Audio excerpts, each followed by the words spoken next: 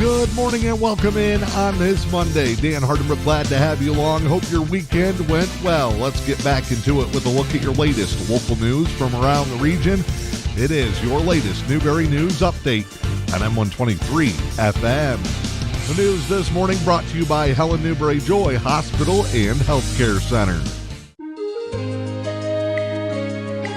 John J. Swangler, Director of Behavioral Health at Helen Newberry Joy Hospital and Healthcare Center, talks about the hospital's all-encompassing mental health platform. It encompasses consulting psychiatry, in-house therapeutic sessions, to include but not limited to seasonal depression, anxiety, mood disorder. Swangler urges anyone with concerns to call. It's more of a stigma. If you have a behavioral health problem labeled as mental health, that you're weak.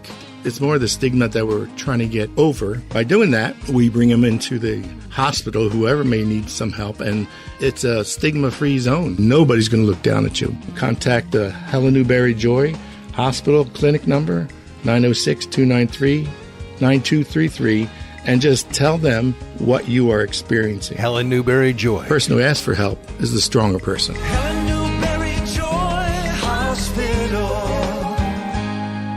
In your local news this morning, the Village of Newberry asking residents to keep paths to their meters clear. Staff cannot access the meters, then estimates will be used for those accounts. The Village of Newberry says if you prefer to call in your meter read instead of using an estimate, you can do so between the 4th and the 10th of each month. You can call 293-5681, report your name, service address, and meter reading. Village of Newberry thanking the public for their cooperation this winter.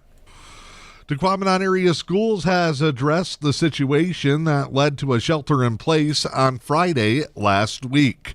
Tahquamenon Area Schools said they were notified of a threatening message in a kindergarten through 6th grade restroom on Friday afternoon. Upon further investigation, a decision was made by the district to begin shelter-in-place protocol for all kindergarten through 6th grade classrooms.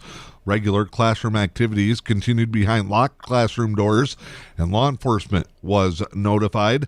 The district says that the 7 through 12 staff and students were not included in the shelter-in-place protocol, as the concern was isolated in the other end of the building.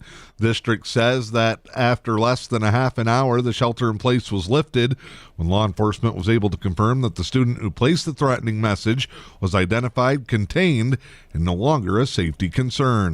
Lewis County law enforcement will follow their protocol. Tahquamenon Area Schools is following board policy in regards to student discipline.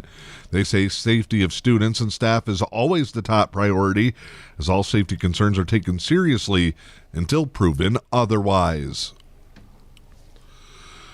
The Chippewa County Sheriff's Department had to respond with an ice rescue this weekend. Chippewa County Central Dispatch received a call Friday morning that a man who had been ice fishing was stuck on an ice floe in the St. Mary's River. The man was fishing approximately 1 to 1.5 miles out from the Rocky Point Road launch area. Chippewa County Sheriff's Office responded to the rescue and used a hovercraft along with their drone division to make the rescue. Sergeants and deputy sheriffs from the Chippewa County Sheriff's Office launched the hovercraft and located the fisherman. The man had been snowmobiled out onto the ice. The man then found that the ice was too thin for the snowmobile and walked further out. The man was fishing when the wind blew the ice chunk that he was on out into the river. The ice floe was headed into the shipping channel area. Chippewa County Sheriff's Office says they brought the uninjured man back across the ice, open water, and back to land. The drone division was used to keep track of the rescue. Keep an eye on the fisherman's location. Sheriff's Office is reminding everyone who heads out onto the ice to check the depth often. It's best to keep a phone with you or some way to contact someone in case of an emergency. Let people know where you're going and carry a float coat or suit if you have one.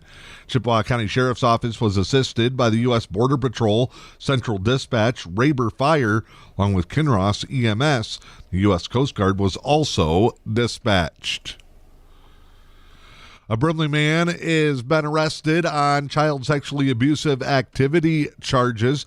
Michigan State Police Computer Crimes Unit Internet Crimes Against Children Task Force arrested a Brimley man who will be charged on 20 counts related to child sexually abusive material. The suspect, 53-year-old Kevin Michael Perrin, is charged with 10 counts of child sexually abusive activity aggravated and 10 counts of using a computer to commit a crime. Perrin was arraigned last week in the 91st District Court. He was arrested following the investigation in which a digital evidence collection was seized from his residence. The investigation was initiated when it was learned that Perrin was viewing files of child sexual abusive material on the internet. If convicted in the case, Perrin could face up to 25 years in prison for the child sexually abusive activity aggravated charges, 20 years for using the computer to commit a crime. The Michigan State Police Computer Crimes Unit is encouraging parents to speak to their children about safe use on the internet. They say there are many resources available for parents to get assistance in keeping their children safe online. The National Center for Missing and Exploited Children also has a comprehensive list of resources available. You can go to missingkids.org or michiganicac.com. Engadine Consolidated Schools is looking to add a member to their team. They are currently searching for a full-time custodial for the evening and also a maintenance worker. The full-time year-round 40-hour per week position comes with benefits of paid sick leave, personal leave, vacation, the option of health, dental, and vision insurance. Hours would be afternoons and evenings from 3 p.m. to 11:30 p.m. Monday through Friday.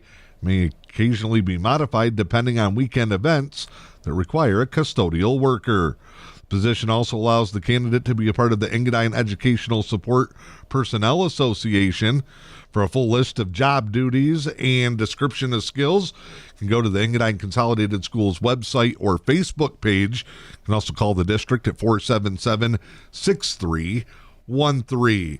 Interested candidates should apply in writing by sending a letter of interest and credentials to Superintendent Andrew Elvesteffer, Engadine Consolidated Schools, W13290 Melville Street, Engadine, Michigan, 49827.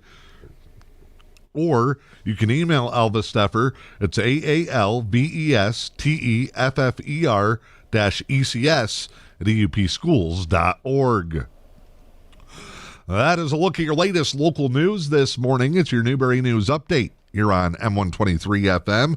The news done this Monday morning brought to you by Helen Newberry Joy Hospital and Healthcare Center.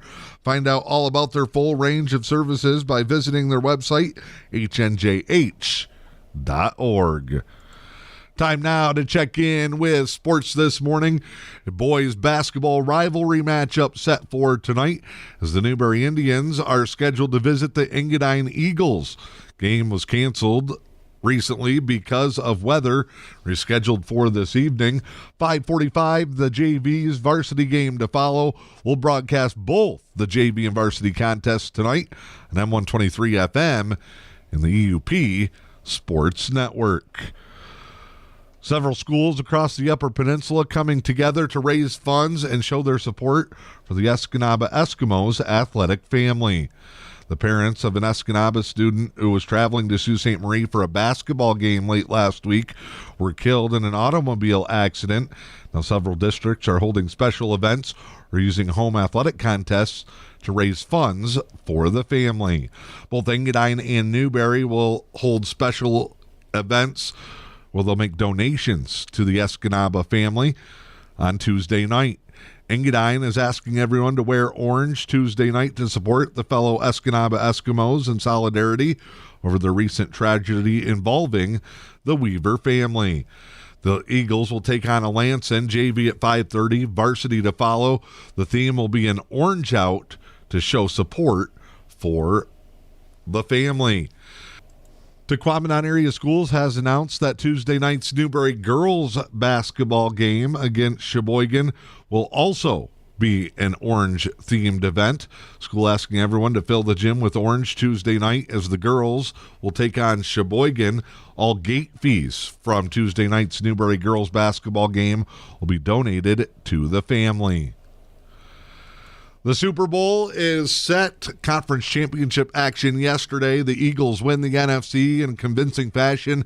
They knock off the 49ers 31-7. 4 rushing touchdowns for the Eagles, who will advance to the Super Bowl for the first time since 2017. Meanwhile, the Kansas City Chiefs are back in the championship contest. They win the AFC title game on a last-second field goal, 23-20. Patrick Mahomes will return to the NFL's biggest stage after throwing for 326 yards and 2 touchdowns in the victory. Your latest local weather forecast for the day today. We start out the week, another winter weather advisory. Some areas could see 6 to 8 inches of snow today and into the evening hours tonight. 30% chance of snow showers early in the afternoon, with snow increasing in the evening. Mostly cloudy skies today, a high in the low teens with wind chill values below 0. Monday night, partly cloudy, a low of -6, wind chills -10 to -15. Tuesday, mostly sunny but cold, a high near 11, wind chills -10 to -20, southwest winds 10 to 15. Wednesday, cloudy, a high in the upper teens. I'm Dan Hardenbrook. That is your latest news, sports, and weather. It's your Newberry News Update on M123 FM.